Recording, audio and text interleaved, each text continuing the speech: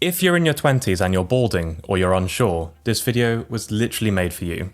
Because that's where I was here in the summer of 2019. When I was 20 years old, my mum looked at me and she said, "Son, your hair is receding. I can see the corners being pushed back." And I basically told her to shut up. I was always known as someone who had great hair and I couldn't even see how that could be possible. Basically, I was in complete denial and I just brushed it off. Then later that same year, I realized that she was right. And then, when I went further back through my camera roll, I noticed something even more disturbing. The signs were there for longer than I had realized, hiding in plain sight. In some pictures, particularly face on, like how you see yourself in the mirror every day, I still looked like I had a great lid. But in others, particularly when flash entered the temples, or when my head was turned slightly to one side, the recession was becoming quite difficult to label as just normal. I just had no idea that this was happening at the time. And it got much worse. But now, things are good. So if you're currently noticing that your hair looks thinner and wondering whether you're shedding normally or genuinely developing male pattern baldness like I was, you should watch this. I'm going to show you how I went from denial to panic to reluctant action and to eventually satisfaction and control. Because the biggest mistake I made wasn't some health hack that I was missing. It was spending months trying to avoid confronting reality and not having a real plan. Now, I don't expect you to care about every detail of my personal hair loss story. The value of this story is not that it happened to me, it's that you may be currently doing some of the same things that I was doing. Looking for the photo that proves everything is fine, accepting reassurance from people who mean well but aren't qualified to assess hair loss, undermining it as a purely cosmetic issue rather than a real medical one, trying low-level interventions because they feel less confronting, or reading so much conflicting information online that you end up doing nothing coherent at all. Now, 7 years later, I'm a doctor and I confront things more sensibly, and I've studied hair loss for a long time, but at 20, I approached my own hair loss journey much less rationally than I would like to admit. Looking back, my reaction to my mum was obviously flippant. I would have taken it more seriously knowing what I know now. But denial doesn't usually feel like denial when you're in that stage. People are rarely aware that they're in denial when they are. It feels like you have an explanation and everything's fine. Like, for example, people often hear that they just have a mature hairline for their age, and to be fair, some people have naturally high hairlines, but that is often what makes early hair loss so easy to dismiss. You can often still produce a good photo, as in my case here, and your hair may still look thick from the front, it may still style well, it may look completely normal in soft lighting, but then somebody takes a picture from the side or with a flash that hits one of the corners and suddenly, it looks completely different. These pictures were taken within fairly close periods of one another. In this one, my hair looks fine, but in this one, the recession is already visible. Now obviously, one bad picture does not diagnose hair loss, but when the same change appears repeatedly across different photos and over several months, it probably deserves more attention. By November 2019, I finally admitted to myself that my mum had probably been right. I asked other family members what they thought. They reassured me that my hairline was just probably maturing into something similar to my dad's, and that there was nothing to worry about. They meant well. I don't blame them for trying to reassure me, but reassurance and diagnosis are obviously not the same thing. They meant well, but they were still guessing. That reassurance ultimately delayed proper action. And by that point, I knew others were guessing and that advice was kinda nonsense. Ultimately, my mum was right from the beginning. However, accepting that my hair was changing still didn't mean that I was ready to respond sensibly. And when you're losing hair, wasted time and misinformation are your biggest enemies. That was something I clearly didn't appreciate. For roughly the next 4 months, I did what a lot of people do when they want to feel proactive without confronting the problem full on. I started changing small things. I avoided shampoo for about 2 years by then because I had heard that it was good for your hair in some way, but that's false. So I started using shampoo again. I washed my hair with cold water. I looked into saw palmetto, biotin and other very conservative approaches. And I kept hoping that this was some kind of temporary phase that would just sort itself out, if only I had found the right harmless adjustment. There was no diagnosis behind it, there was no proper baseline photographs under consistent conditions, there was no objective monitoring, and there was certainly no plan.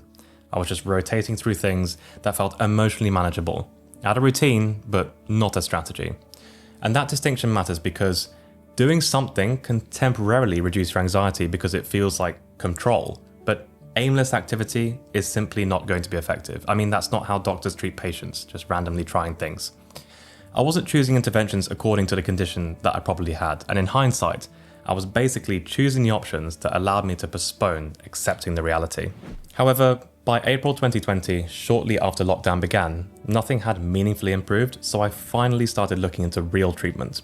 At this point, I had already come across finasteride, but I was genuinely frightened by what I was reading about sexual side effects, even though it was during lockdown and no one was having sex at the time.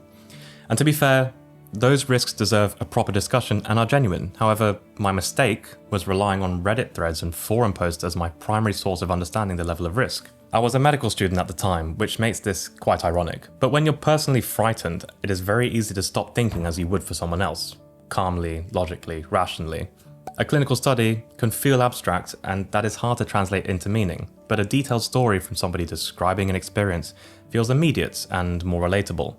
And if you read enough frightening stories consecutively while you're doing your research, you begin fearing that you'll become one of those people, which is statistically illogical, but fear and emotion simply don't care about statistics in those moments. I basically thought that starting finasteride could cause irreversible damage. I treated the possible worst case outcome as though it were the most likely one. What I needed was a balanced discussion with somebody qualified, answering questions like, what is the real risk-benefit ratio like?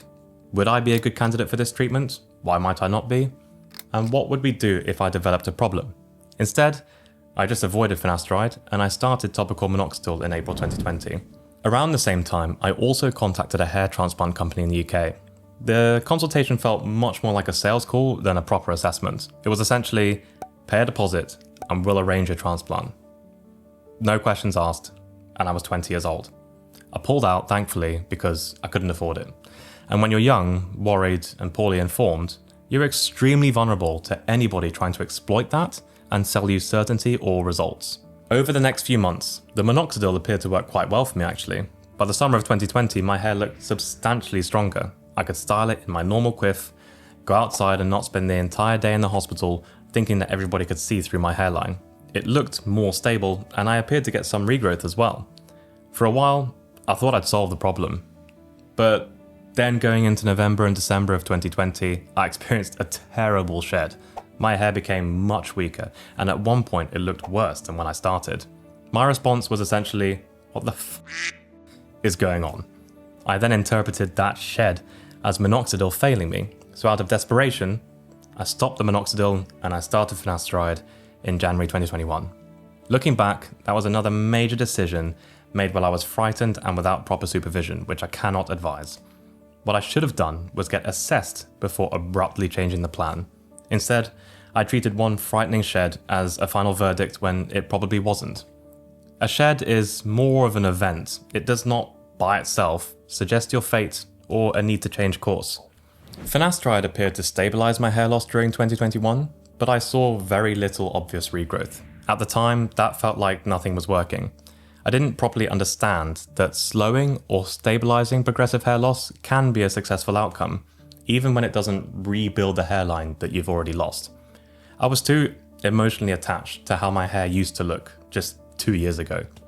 Stability can be a biological success, but still feel like a cosmetic disappointment. And cosmetically, 2021 was rough. I used hair fibres almost every time I left the house. I wore caps constantly. I avoided wind, water, and sunlight because all of them could expose the areas that I was trying to conceal. The fibres worked quite well, to be fair, but I became dependent on them, and dependent on the conditions favouring me. My hair was no longer just something I styled in the morning, it was something I literally planned my day around. Will I need a cap? What's the weather saying? Is it a effort with fibres event or a no effort with a cap event? Even if the underlying hair loss had become more stable, I didn't feel free. Now, the next few years up until this point are basically where I started to regain control and take things seriously. So here's a condensed version of that. In 2022, after tolerating finasteride but becoming frustrated with the cosmetic result, or in other words, succumbing to hair greed, I moved to dutasteride, and later that year, I also had scalp micropigmentation performed along my hairline. For me, that was the single biggest cosmetic change. Now, obviously it doesn't directly address balding, but in conjunction with the actual treatment I was on, it felt like I gained several lost years back. I was worried that it might look obvious like the guy from Lazytown, which I used to be compared to before anyway, but honestly, no one can tell unless they're within 1 foot of my face, so that's basically just family. After that, I stopped using fibres completely. I also stopped wearing caps outdoors. I could finally, once again, expose my hairline, style my quiff, without worrying that one gust of wind or some rain would ruin everything. I later added oral Minoxidil to my regimen mid-2023 and my hairline continued to improve in a linear fashion. This time, that decision was less desperate and much calmer and more informed. By the way, none of that sequence I just described is a protocol that I recommend anyone copy. It was my individual journey, and much of it was just trial and error. However, it is now June 2026, and my hair loss has remained controlled. I've had significant recovery compared with its weakest periods, and the scalp micropigmentation I got is still helping more than 3.5 years later, although it has faded somewhat. I don't need fibres, I don't organise my life around caps, I can style my hair the way I like it, like before all of this ever happened. I don't have my previous youthful hairline or glorious density, but that's okay. And I still have some temple recession that I may eventually address surgically, but I no longer spend my day trying to hide it. I've been allowed to live my life not worrying about hair all the time for the last 3 or 4 years. And that's the point, ultimately, to treat hair loss that I think, so that we can go and live our lives how it's meant to be lived, doing the things that are actually important, like the people who don't have to suffer with it. The point is not that I've eventually found the perfect combination, the point is that I could have reached a coherent plan much earlier and likely saved myself a lot of distress if I had just been well informed and supervised from the beginning. So, how can you tell whether you are shedding normally or developing androgenetic alopecia like I was? First, shedding and balding are not interchangeable words. Everybody sheds about 50 to 100 hairs a day as part of the normal hair cycle. How much you notice can also vary depending on how often you wash it, how long your hair is, how you choose to style it, and how closely you're monitoring it. Some people also experience a condition called telogen effluvium, where increased numbers of hair enter the shedding phase in synchrony. That can happen a few months after illness, surgery, childbirth, major psychological or physiological distress, significant weight loss, nutritional problems, and certain medication changes, essentially any type of trauma. It more commonly causes relatively diffuse shedding across the scalp, whereas androgenetic alopecia is different. It involves progressive miniaturization of follicles in a fairly recognizable distribution, often classified using the Hamilton-Norwood scale. In men, that commonly affects the temples, frontal hairline, mid-scalp or crown. However, not all follow this strict pattern, and I didn't feel like I did. You can have androgenetic alopecia without ever noticing a dramatic shed. You can also experience substantial shedding without having classic pattern balding. You can also have both at the same time. So that's why an assessment from a professional really matters. Your shower can show you that hairs are leaving, but it cannot show you whether follicles are miniaturizing or what type of hair loss you may have. If a strong terminal hair sheds and is replaced by another strong terminal hair, that is normal and very different from a follicle repeatedly producing a finer, shorter, less pigmented hair, which is how miniaturization tends to manifest. A simple framework would be pattern, progression, miniaturization. Pattern, where is the change happening? Is it following the usual pattern of male or female pattern hair loss?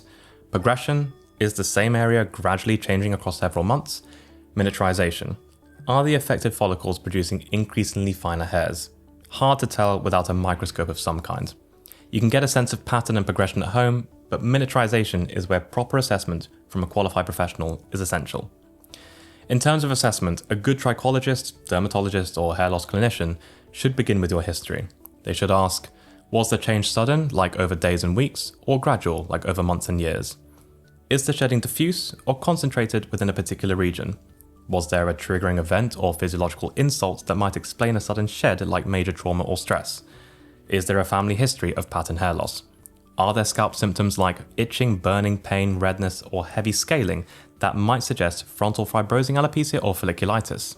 In women, are there menstrual changes or other features that may suggest a hormonal issue?